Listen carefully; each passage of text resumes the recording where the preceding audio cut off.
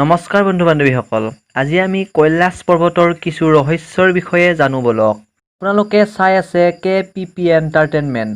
যদি আপোনালোকে চেনেলটো ছাবস্ক্ৰাইব কৰা নাই তেতিয়াহ'লে ছাবস্ক্ৰাইব কৰি ল'ব আৰু লগতে বেল আইকনটো প্ৰেছ কৰিব যাতে মই নতুন ভিডিঅ' দিলে আপোনালোকে ভিডিঅ'সমূহ পাই থাকে। তেন্তে বলক ভিডিঅ'টো আমি আৰম্ভ কৰোঁ।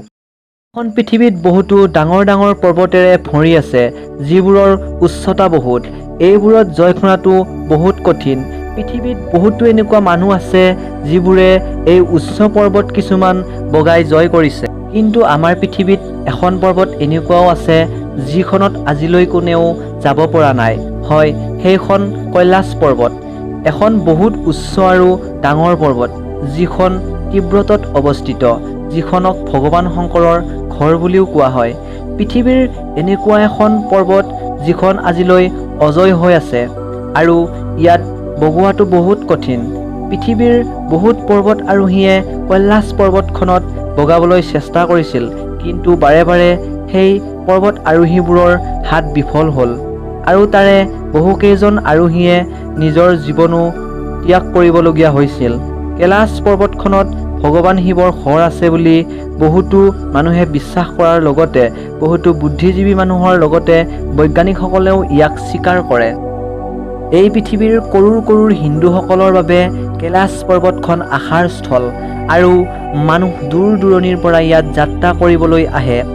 এই পৰ্বতখন সময়ৰ তীব্ৰ গতিত চলে আৰু বৈজ্ঞানিকসকলে ইয়াত নখ আৰু চুলি বহুত তীব্ৰ গতিত বঢ়া অনুমান কৰিছে, যাৰ পৰা অনুমান কৰিব পাৰি যে আমাৰ পৃথিৱীতকৈ কৈলাশ পৰ্বতৰ সময়বোৰ তীব্ৰ গতিত চলে।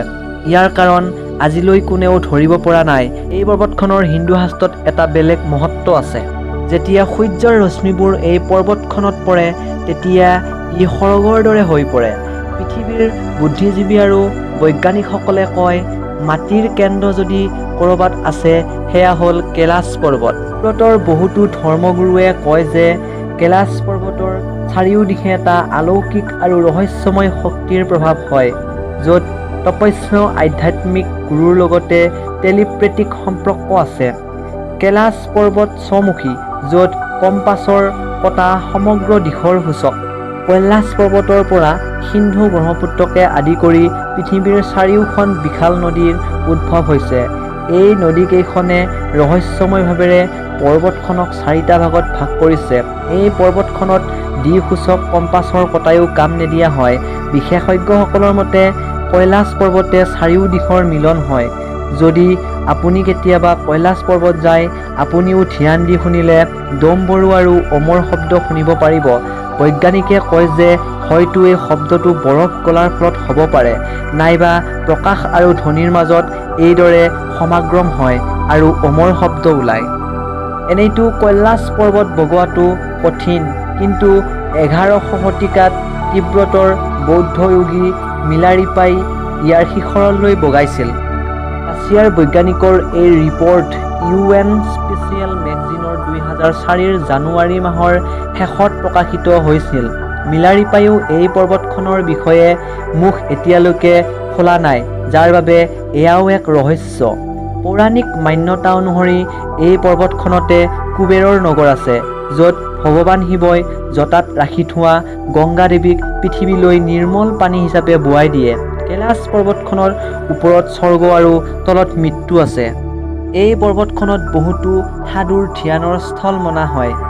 জনামতে এই সাধুসকলৰ গাত বহুতো শক্তিৰে ভৰি থাকে, যাৰ বাবে অতিমাত্ৰা ঠাণ্ডাতো এই সাধুসকলে তাত তপস্যা কৰিব পাৰে। বহুতো পৰ্বত আৰোহীয়ে এইটো দাবী কৰিছে যে এই পৰ্বতখনে স্থান সলনি কৰে আৰু পৰ্বত আৰোহীৰ চকুৰ পৰা উচ্চ হৈ যায়। সেইবাবে আজিলৈ কোনো পৰ্বত আৰোহীয়ে কৈলাশ পৰ্বত জয় কৰিব পৰা নাই। সঁচাকৈয়ে কৈলাশ পৰ্বত বৰ অদ্ভুত। তেন্তে বন্ধু বান্ধৱীসকল, আজিলৈ ইমানেই আছিল।